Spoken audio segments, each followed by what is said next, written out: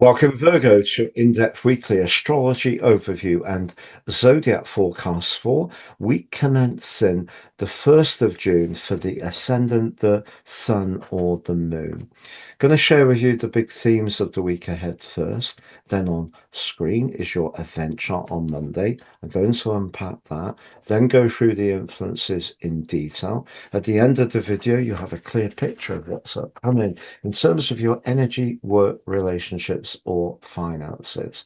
I'm astrologer Patrick Arundel. A very warm welcome. If you've yet to subscribe to my channel, please do so now to help it to continue to thrive. But please also click or tap the bell notification symbol. As we come into this week, Virgo, your desire to recast your connection to the world at large may be very strong in terms of either refreshing it or doing something quite dynamic. But it's important to be mindful of how to support that in terms of your home and emotional life. And that energy from the full moon is still playing out as we come into the week. But also, Mercury, your ruler, moves on Monday into the sign of Cancer. And is going to be there for 10 long weeks. Mercury in the 11th house can be very sociable, but Mercury, your ruler, really likes precision, detachment, and cool logic. The emotional energy of Cancer can make that more challenging. I'm going to share all about that too. So on the screen is your event chart. So we're dealing, as we come into this week, with the mighty full moon, the blue moon in Sagittarius, which will provide a backdrop for the first 2 weeks of June. Now, the moon in Sagittarius is a freedom lover in terms of personal space or just needing physical space around where we live. And that is still broadly in an opposition with the sun as you come into this week. So these planets at the top of your chart are really asking you to think very carefully about how you can do things fresh, Uranus, as far as your work or promoting your profile.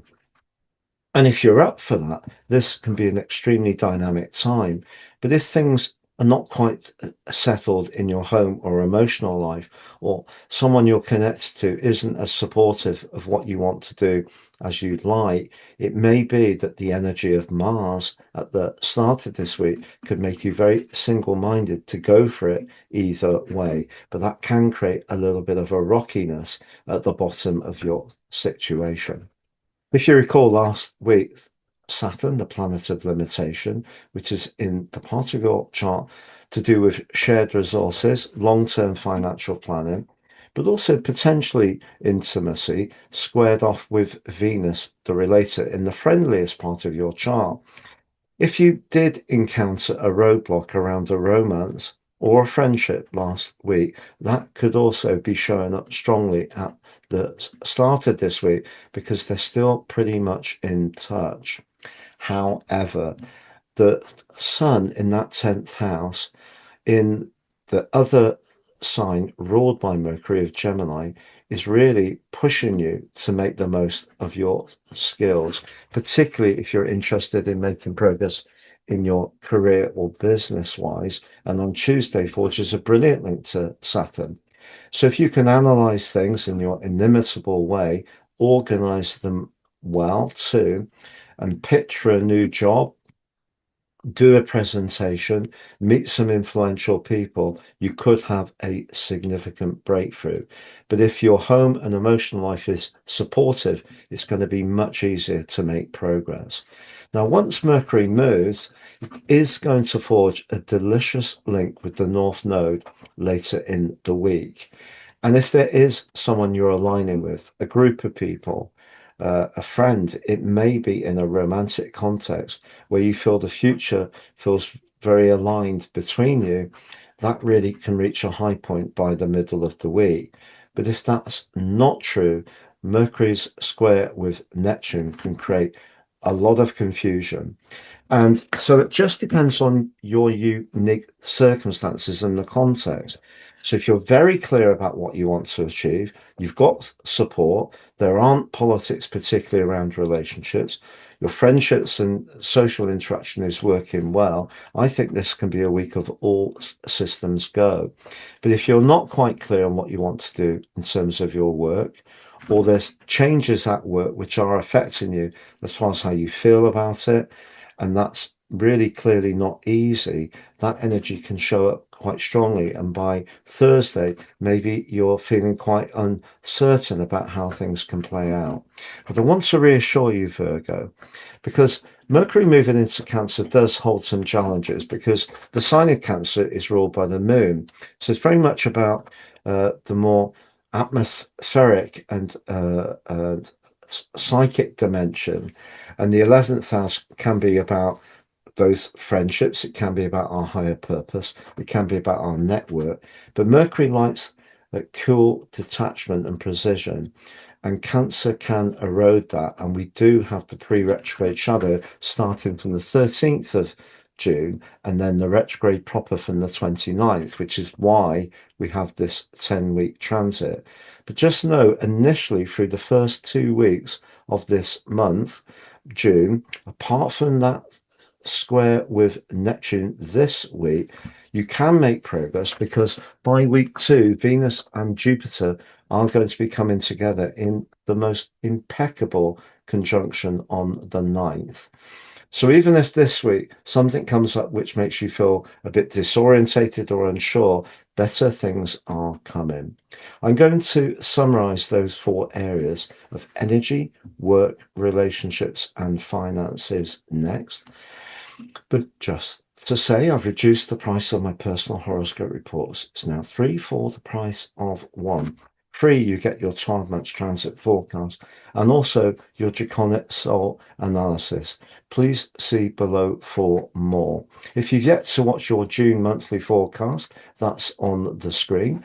Your Mars in Taurus 6-week forecast on the screen. If you'd like to work with me one-to-one, it'd be an absolute pleasure. Please see my testimonials below. And if you've yet to sign up for your free daily written horoscope fired to your device each morning, you can do so below too. Get your early day celestial pit stop. So as far as energy is concerned, that square between Mercury and Neptune on Thursday could be very draining if you're dealing with people who don't give you clarity, just making you conscious of that. Also, if you're pitching for a lot of extra responsibility or adapting to changes at work, but you don't feel you have enough or as much emotional support as you could have, that also can affect your energy as you come into this week. As far as your professional situation is concerned, I feel that all of us are being affected by the way the world is changing at pace. So it's really important to be nimble and adaptive. Because you're a mutable sign, that's something you can manage better than most.